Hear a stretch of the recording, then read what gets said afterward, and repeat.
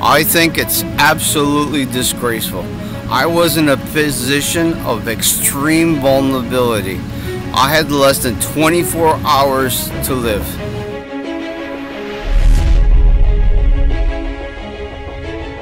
They refused to speak English to me because I couldn't think in French. I could only think in English. It was all muddled or something.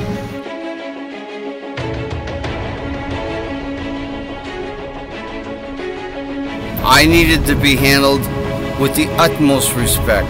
I'm not saying get more than others. I'm just saying the basic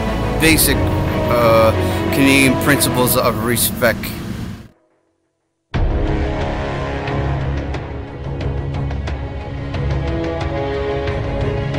To all the ministers in Quebec, all the separatists, whether they're the PQ or the CAC, and to all the hospital things, I don't have to take a French exam to be admitted when I was dying.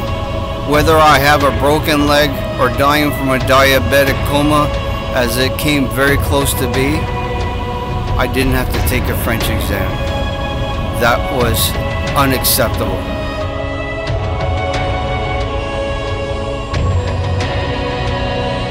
Very few businesses want to invest here. There are only a few token businesses for whatever reason, and the rest is that. I'm a businessman. I'm suffering. I know lots of business people that are also having to lay off people. 17,000 people were laid off in June. We're supposed to hire 17,000.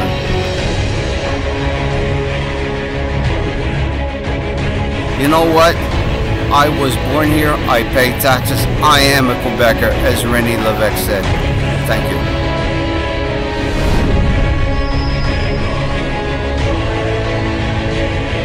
Hi, my name is Jack Gallant. I'm a bilingual Canadian citizen, born here in Montreal, Quebec.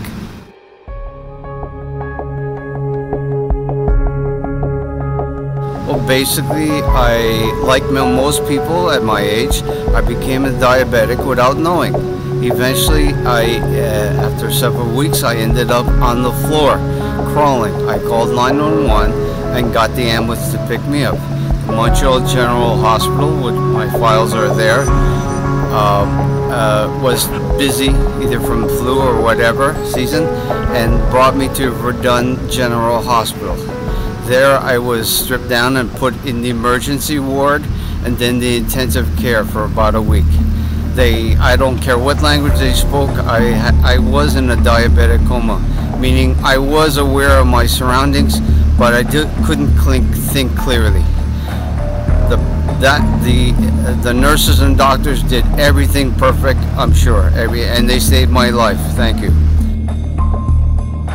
Now the problem started when I went upstairs and I was being handled by the auxiliary nurses. They refused to speak English to me because I couldn't think in French. I could only think in English. It was all muddled or something.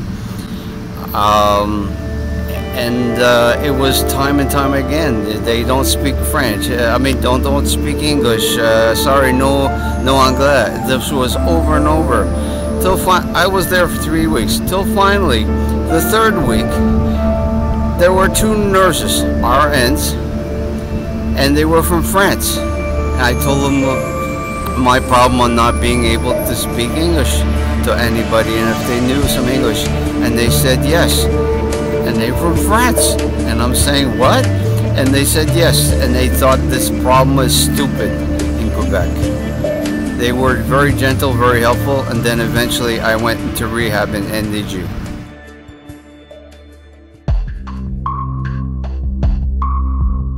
I think that if someone wants to, that is perfectly fine. It's their choice.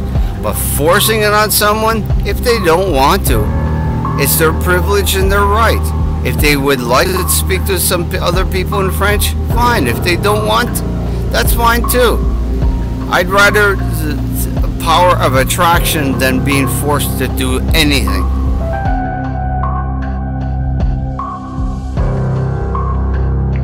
Madame Pauline Marois, you and your party are destroying this wonderful, beautiful city and province. The economy is crap.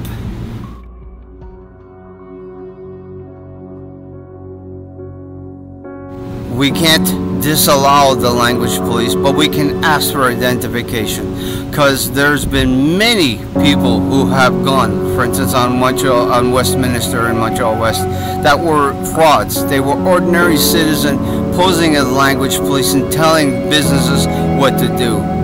If you're not an official person, you should get out. You are disturbing us. One of the most disturbing points of Bill 14 is search and seizure of businesses. The police don't even have that. They have to have search warrants. And yet, this government can do what they want. That can't be allowed.